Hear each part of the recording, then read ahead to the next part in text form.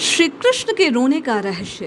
प्रत्येक कथा, हर एक प्रसंग आपको और मुझे यत्र तत्र सर्वत्र केवल प्राण प्रियतम रघुनाथ के नज़दीक ले जाने का काम करता है।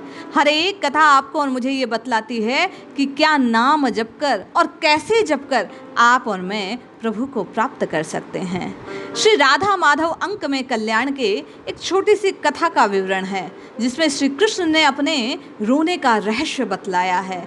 ये रहस्य सुनकर आप जान पाएंगे कि आपकी और मेरी साधना भी पूर्ण हो रही है। क्या ऐसा भाव आपके और मेरे हृदय में भी है? क्या हम भी अपने इष्ट के प्रेम को पुष्ट कर पा रहे हैं? एक समय की बात है, एक बार श्री कृष्ण को रोककर एक गोपी ने पूछा कि आप क्यों रोते हैं। श्री कृष्ण से बार बार पूछा।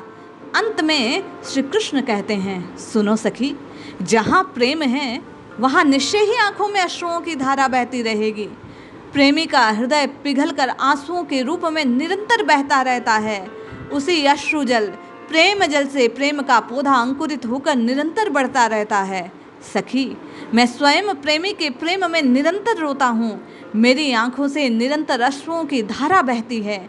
मेरी इच्छा नहीं कि मैं तुम्हें बताऊं, पर तुमने बार बार पूछा तो तुम क्यों रोते हो। तो आज कह देता हूँ सखी, जिस दिन मेरे जैसे प्रेम के समुद्र में डूबी रहोगी, जिस दिन तुम्हारे हृदय में प्रेम का समुद्र उसी प्रेम से रहेगा, निरंतर लहराता हुआ लहराने लगेगा, उस दिन तुम भी मेरी तरह बस केवल रोती रहोगी। सखी, उन अश्रुओं की धारा में जगत पवित्र होता है। वे आंसू नहीं, वे गंगा जमुना की धारा हैं। उनमें डुबकी लगाने पर फिर त्रिताप नहीं रहते। सखी, मैं देखता हूँ मेरी गोपी, मेरे प्राणों के प्राण प्यारी गोपी रो रही है, मेरे प्रियतम रो रहे हैं। बस मैं ये देखते ही रोने लगता हूँ। मेरा हृदय भी रोने लग जाता है। मेरी प्रिया प्राणों से बढ़कर प्यारी गोपी जिस तरह एकांत में बैठकर रोती है, वैसे ही मैं एकांत में बैठकर रोता हूँ। रो रो कर प्राण शीतल करता हूँ। ये मेरे रोने का रहस्य है।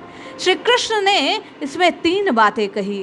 प्राण प्रियतम के लिए आंखों से अश्रुओं की धारा बहना, एकांत में बहना, हमें किसी को दिखाना नहीं है और बहाना जानबूझ के नहीं है। जिस दिन प्रेम पुष्ट होगा तो विरह की अग्नि से स्वतः ही हृदय के भाव पिघलकर नेत्रों के माध्यम से बाहर निकलने लगेंगे। वो अश्रुओं की धारा स्वतः प्रस्फुटित हो जाएगी। हम आप भी अपने भाव को श्री कृष्ण के बतलाए अनुसार पुष्ट करें। बार बार केवल और केवल नाम ले लेकर अपने इष्ट को पुकारें।